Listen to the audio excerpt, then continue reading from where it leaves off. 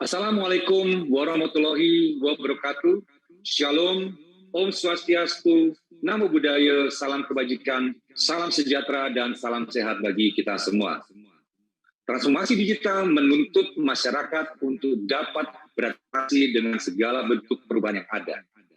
Di sisi lain, pemerintah terus melakukan upaya untuk memastikan masyarakat mendapatkan kemudahan dalam proses adaptasi tersebut, serta terus mendorong pemerataan dan percepatan transformasi digital nasional.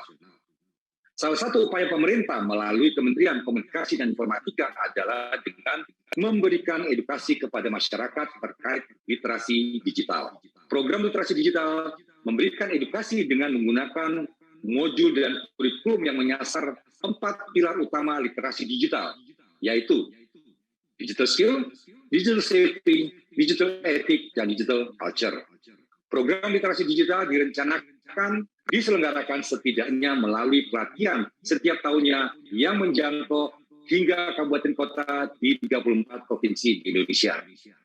Literasi digital merupakan salah satu kecakapan yang perlu dimiliki oleh setiap masyarakat untuk dapat memanfaatkan kesempatan atau mendapatkan peluang baru yang muncul yang diakibatkan oleh shifting teknologi yang ada saat ini. Kecakapan literasi digital yang baik juga diharapkan dapat menghantar masyarakat Indonesia menjadi masyarakat yang beretika, berbudaya, dan tentram dalam penggunaan dan pemanfaatan berbagai aplikasi layanan yang memanfaatkan internet.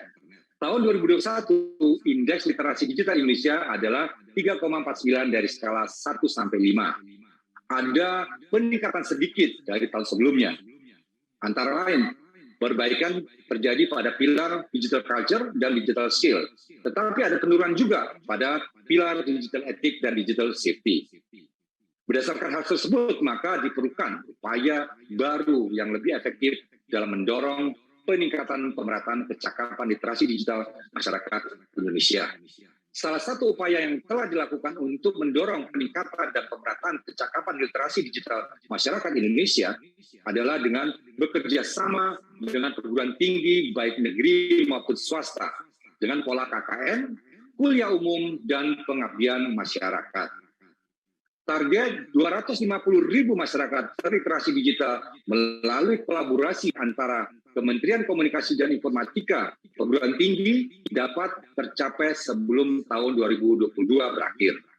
Pada kesempatan ini, tak lupa kami mengucapkan terima kasih atas kerjasama dan dukungan dari pejabat di lingkungan perguruan tinggi, baik negeri maupun swasta. Terima kasih juga kami ucapkan kepada berbagai pihak, sehingga literasi digital sektor pendidikan dapat terlaksana sebagai salah satu bentuk tanggung jawab kita bersama dalam meningkatkan kualitas masyarakat agar semakin cakap digital. Demikian yang dapat saya sampaikan. Semoga Tuhan Yang Maha Esa senantiasa menyertai langkah kita bersama dalam memajukan Indonesia. Indonesia terkoneksi, semakin digital, semakin maju. Wassalamualaikum warahmatullahi wabarakatuh. Om Santi Santi Santi Om. Oke, hari ini saya akan menyampaikan terkait dengan berpancasila di era digital yang kaitannya dengan humanity and empathy ya. Jadi kalau tadi pemateri sebelumnya berkenalan karena tak kenal maka tak sayang, kalau saya tak kenal maka tak aruf, seperti itu ya. Oke. Nah, di sini nama saya, perkenalkan, nama saya Ari Widya Murni, saya selaku Ketua Prodi PGSD Universitas Nahdlatul Ulama Sidoarjo. Mungkin bagi mahasiswa UNU Sidoarjo, sebagian besar sudah kenal saya. Ini adalah nomor HP saya, kemudian email saya, dan akun Instagram saya. Seperti itu ya. Salam kenal semuanya. Oke, langsung saja kita akan membahas terkait dengan budaya bermedia digital. Di sini adalah bisa dimaknai sebagai kemampuan individu dalam membaca, menguraikan, membiasakan, memeriksa, dan membangun wawasan kebangsaan, kemudian nilai-nilai Pancasila, serta Bhinneka Tunggal Ika dalam kehidupan sehari-hari. Namun, masih banyak masyarakat yang memang merasa ruang digital ini tuh kayak gak sudah ada aturannya gitu dan belum memahami akan hak, kewajiban serta tanggung jawabnya. Nah, sedangkan hak digital ini merupakan adalah hak asasi manusia, di mana itu menjamin tiap warga negara untuk mengakses, kemudian menggunakan, membuat, dan menyebarluaskan dari media digital itu sendiri. Nah, dari hak digital itu tadi, di situ ada hak, kewajiban, dan tanggung jawab, di mana terurai menjadi terkait dengan kewajiban dan tanggung jawabnya itu menjaga hak atau reputasi orang lain. Jadi tidak boleh sembarangan menyebarluaskan yang memang itu bukan sesuatu hal yang memang bisa dikonsumsi oleh orang lain seperti itu. Kemudian menjaga keamanan nasional, ketertiban masyarakat atau kesehatan dan moral publik. Nah, selanjutnya terdapat tantangan budaya digital, antara lain mengaburnya wawasan kebangsaan, kemudian menipisnya adab kesopanan dan kesantunan, menghilangnya budaya Indonesia, media digital ini menjadi panggung budaya asing, seperti itu. Kemudian minimnya pemahaman akan hak-hak digital, kebebasan berekspresi yang kebablasan, sehingga berdampak pada berkurangnya toleransi dan penghargaan pada perbedaan, kemudian menghilangnya batas-batas privasi dan pelanggaran hak cipta serta karya intelektual. Nah, itu adalah tantangan dari budaya digital itu sendiri. Nah, apa yang harus kita lakukan? Nah, seperti itu ada pertanyaan. Nah, maka jawabannya yaitu menjadi agen budaya digital yang mana nanti akan terurai menjadi kompetensi budaya bermedia digital dengan landasan Pancasila sebagai karakter dan misi beraktivitas di dunia digital. Nah, kompetensi budaya bermedia digital terurai menjadi pengetahuan dasar akan nilai-nilai Pancasila dan Bhinneka Tunggal Ika sebagai landasan kecakapan digital dalam kehidupan berbudaya, berbangsa, dan bernegara. Nah, kemudian menjadi pelaku digitalisasi kebudayaan melalui pemanfaatan TIK. Jadi, kalau menurut saya, teman-teman mahasiswa di sini secara sadar atau tidak sadar sudah menjadi pelaku digitalisasi. Melalui apa? Melalui pemanfaatan TIK, seperti itu. Nah, kemudian pengetahuan dasar yang mendorong perilaku mencintai produk dalam negeri dan kegiatan produktif lainnya, serta pengetahuan akan hak-hak digital. Nah, membahas terkait dengan nilai Pancasila dan Bhinneka Tunggal Ika di ruang digital. Kita jika melihat di sila pertama, nilai utamanya adalah cinta kasih, saling menghormati perbedaan, kepercayaan di ruang digital, teman-teman. Kemudian kalau kita menengok di sila kedua, di situ nilai utamanya adalah kesetaraan, memperlakukan orang lain dengan adil dan manusiawi di ruang digital. Jadi di ruang digital pun sama dengan pada saat kita berada di suatu tempat, seperti itu, hanya saja memang ruangnya itu berbeda. Kemudian di sila ketiga, nilai utamanya adalah harmoni, mengutamakan kepentingan Indonesia di atas kepentingan pribadi atau golongan di ruang digital.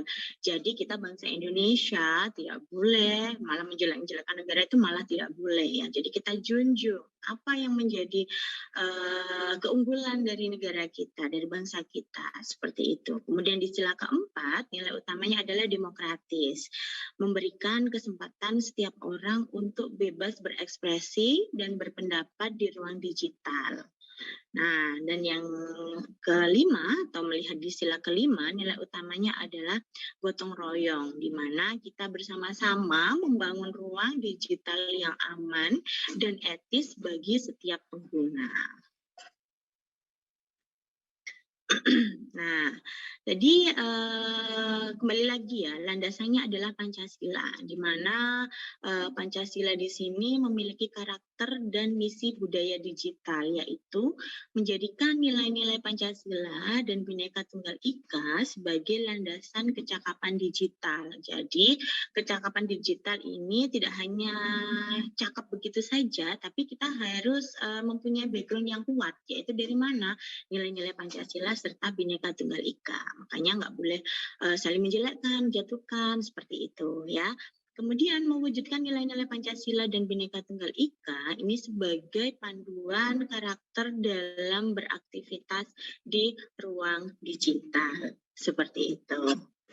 Nah, selanjutnya terkait dengan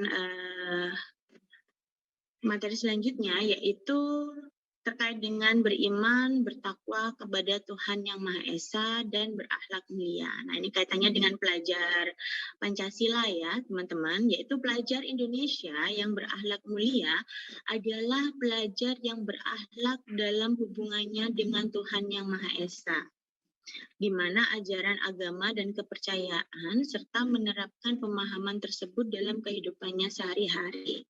Nah, pada poin pertama di sini terdapat elemen kunci, yaitu beriman, bertakwa kepada Tuhan Yang Maha Esa, dan berakhlak mulia. Di mana di sini ada akhlak beragama, ada akhlak pribadinya, akhlak kepada sesama atau manusia, kemudian akhlak kepada alam, dan akhlak bernegara. Jadi kelima hal ini juga diperhatikan seperti itu. Ya, selanjutnya ada kebinekaan global, di mana pelajar Indonesia mempertahankan budaya luhur, lokalitas, dan identitasnya, serta tetap berpikiran terbuka, open-minded di sini ya, dalam berinteraksi dengan budaya lain, sehingga dapat menumbuhkan rasa saling menghargai, dan kemungkinan akan terbentuk budaya baru yang positif. Nah, dan tidak bertentangan dengan budaya luhur bangsa. Nah, di sini, di poin kedua di sini, ada elemen kunci dari berkebinekaan global, yaitu pertama, mengenal dan menghargai budaya. Yang kedua, kemampuan berkomunikasi interkultural atau antar budaya dalam berinteraksi dengan sesama. Kemudian yang ketiga, yaitu refleksi dan tanggung jawab terhadap pengalaman kebinekaan. Seperti itu. Nah, selanjutnya yaitu ada gotong royong. Pelajar Indonesia memiliki kemampuan gotong royong, yaitu kemampuan untuk melakukan kegiatan secara bersama-sama dengan sukarela agar kegiatan yang dikerjakan dapat berjalan lancar, mudah, dan ringan. Nah, kalau kita flashback, kembali lagi ke diri kalian masing-masing. Ini biasanya atau sekarang nih kalian senang nggak sih, gemar nggak sih gotong royong? Nah, apatis nggak sih terhadap diri sendiri? Nah, karena sekarang ya banyak ditemukan ya kalangan muda seperti itu yang malas untuk bergotong royong atau ibaratnya itu bersama-sama dengan teman gitu. Ya, mungkin di dalam ruang ini pasti ada lah seperti itu. Nah, di sini kita harus memunculkan kembali bagaimana kita nanti bisa berkolaborasi, kita bisa peduli, kemudian kita berbagi. Nah, sosialnya kalian harus kalian tumbuhkan kembali bahwasanya manusia ini adalah manusia sosial yang tidak bisa hidup sendiri, maka memerlukan bantuan orang lain. Ya, oke lah kalau kita sendiri gitu kemana-mana sendiri, tapi pada suatu saat pasti akan kalian membutuhkan orang lain di mana di setiap kegiatan kalian seperti itu ya. Jadi makanya di sini elemen kunci dari gotong royong yaitu adanya kolaborasi, kepedulian, dan berbagi. Nah, selanjutnya ada mandiri.